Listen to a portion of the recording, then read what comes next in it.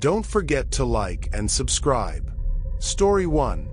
The Haunting at Wraithwood Vale. For years, Lucas, Orion, Stella, and Nolan had dreamed of an escape from their hectic urban lives. In late October 2022, as the leaves turned fiery red and gold, they piled into Lucas's trusted, albeit beat-up SUV, leaving behind their daily routines for an adventure deep into the forgotten wilds of northern Vermont. Wraithwood Vale was a place spoken of in hushed tones, a secluded clearing shrouded in mist and legend, rumored to have once been a meeting place for travelers and mystics alike. The drive was a sensory tapestry. The crunch of gravel on old roads, the distant call of a mourning dove, and a road flanked by trees that seemed to whisper ancient secrets. By dusk, the group reached a nearly abandoned campground.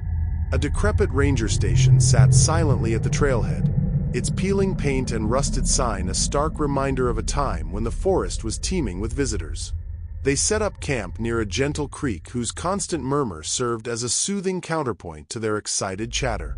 As they gathered around a crackling bonfire, sharing personal stories and the kind of laughter that temporarily banished the worries of everyday life, an uncanny sense of unity filled the air. Orion, who often carried the weight of recent personal losses, found solace in the stars. Stella, always the pragmatic one, clung to reason despite the eerie surroundings. Nolan and Lucas traded daring dares, their banter lightening the tension. But the night took an unsettling turn. Around 10 p.m., as shadows deepened and the fire's glow flickered against the dark, Orion's eyes fixed on a figure emerging from the forest's edge. A gaunt man, draped in a worn leather coat that looked out of place in the mild autumn air, appeared as if summoned by the night. His unkempt hair and sunken, reflective eyes sent an icy shock down Orion's spine. "Hello," Lucas called, his voice betraying the sudden chill in his tone. The stranger's response was a measured, almost hypnotic smile accompanied by a gravelly, deliberate murmur. "Just passing through." The words hung in the air, heavy with an unspoken warning. Stella's logical mind raced for explanations. Perhaps he was a local drifter or a lost hiker, yet the intensity in his gaze suggested a deeper, darker presence. The night dragged on as every rustle of leaves and every whisper of the wind transformed into a sinister omen. Their laughter died out, replaced by hushed whispers and wary glances into the inky darkness. In the silence of the forest, each friend wrestled with their inner fears. What if the man was not entirely of this world? What if Wraithwood Vale was more than just an isolated patch of wilderness? At first light, the decision was unanimous. They had to leave. Packing in near silence, with each clatter of gear echoing like a drumbeat of impending doom, they left behind not only their campsite but also a piece of their innocence. As the SUV's headlights receded into the foggy morning, each friend was left with a lingering sense of being marked by something unseen, a memory of the midnight stranger that would shadow their days to come. Story 2. The Vanishing at Clearwater Bend. In the summer of 2019, Maria and Thomas, eager for a respite from their bustling city life, planned a much-anticipated family getaway to Clearwater Bend, a serene riverside campground nestled among the rugged, sun-kissed hills of Northern California. Their two children, bursting with energy and wonder, were excited at the prospect of a world where every rustle of leaves promised a new adventure. The area was renowned for its sparkling river, abundant wildlife, and the deep silence of nature, a perfect counterpoint to the relentless urban pace. The family's first day was a blissful immersion into the wilderness. They fished by the gentle river, explored hidden trails shaded by ancient redwoods, and gathered wildflowers that the children proudly presented as treasures. As the sun dipped below the horizon, the family assembled around a modest campfire. The fire's warm glow bathed their faces in amber light as they exchanged stories and dreams under a canvas of stars. Yet, as darkness claimed the sky, a subtle tension began to unravel the fabric of their serene retreat. Maria, known for her nurturing calm, noticed a peculiar rustling outside their tent, a sound too deliberate to be the capricious wind. Thomas, whose eyes had witnessed more than he cared to admit, felt a shiver of foreboding. Their reassurances to the children rang hollow against the persistent chorus of the nocturnal forest. At the stroke of midnight, the terror escalated.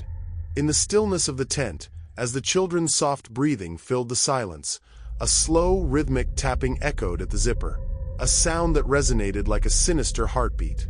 Then came a voice, low and gravelly, laden with a mix of pleading and menace. "Let me in!"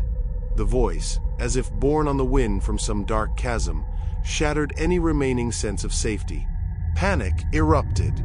The tent shuddered violently, as if buffeted by an unseen force. Thomas, armed only with a flashlight and his resolve, tried to steady the trembling children while Maria fought back tears. Their hurried attempts to gather essentials were punctuated by frantic whispers and the ever-growing dread of the unknown. With their car stubbornly refusing to start, a cruel twist of fate in the dead of night, they were forced to abandon their temporary haven on foot. Huddled together along a lonely gravel road, they trudged through the oppressive darkness, each step filled with desperate hope. The oppressive silence was intermittently broken by distant, almost mocking, sounds from the forest. When, after what felt like an eternity of terror, a feeble light appeared on the horizon, a small ranger station, it was as if the night had finally offered them a lifeline. Inside that modest outpost, the family received warm water and kind words from a seasoned park ranger whose eyes held a hint of sorrow and understanding. As he listened intently to their fragmented account, his expression darkened with the weight of experience. The ranger's quiet promise to mount a search for the missing signs, a presence that had invaded their sanctuary, was a small comfort. Yet, as they huddled in the safe glow of the station's light, the unanswered questions loomed large. What force had breached the sanctity of their family camp? And would the memory of that relentless, whispered command ever fade? Story 3: Whispers in the Haunted Forest. In early May 2021, a tight-knit group of college friends, Jared, Nicole, Brandon, and Zoe, decided to challenge their skepticism about the supernatural. Inspired by a detailed map Jared had unearthed online, they set out to explore an enigmatic forest in the Blue Ridge Mountains of North Carolina, a region steeped in local lore and rumored hauntings. This map, its edges worn and its markings cryptic, promised the thrill of ghost stories come to life, a lure too irresistible for the adventurous souls to ignore. The journey into the heart of the mountains was as picturesque as it was foreboding. Bathed in the soft glow of a late spring afternoon, the winding roads led them past mist-shrouded valleys and ancient groves where every tree seemed to have witnessed centuries of secrets. By the time they reached a secluded clearing beside a glassy lake, the sky was streaked with hues of lavender and gold. The lake's surface was so still it appeared as a mirror reflecting the fading light and their own uncertain faces. Setting up camp along the water's edge, the group chose a spot where the forest felt almost reverential in its silence. Tents were pitched in a loose circle, each one a small bastion against the encroaching dark. With a modest campfire at the center, they settled into the comfortable camaraderie that had carried them through college. Yet beneath the laughter and shared memories, an undercurrent of trepidation pulsed, a reminder that even the most trusted maps can lead to unforeseen destinations. That evening, as Brandon spun a particularly eerie tale of a long-forgotten cabin haunted by restless spirits, the atmosphere shifted palpably. Nicole was the first to sense it, a soft, almost imperceptible whisper threading through the rustle of the leaves. "Did you hear that?" she asked, her voice trembling just enough to betray her growing fear. For a fleeting moment, the firelight revealed a vague, shadowy silhouette among the trees, a pale face with eyes that seemed to hold centuries of sorrow and malice, only to vanish as quickly as it had appeared. The group's initial skepticism gave way to an oppressive dread as the whispers grew bolder, repeating a single phrase, "Let me in." The voice, at once mournful and threatening, seeped into their minds with every passing second. The air grew thick, the once inviting forest transforming into a labyrinth of gnarled branches and shifting shadows. Tents rattled as if pounded by unseen hands, and the comforting crackle of the campfire was overwhelmed by an inexplicable cacophony of distant, disembodied sounds. Desperation set in as panic overtook rational thought.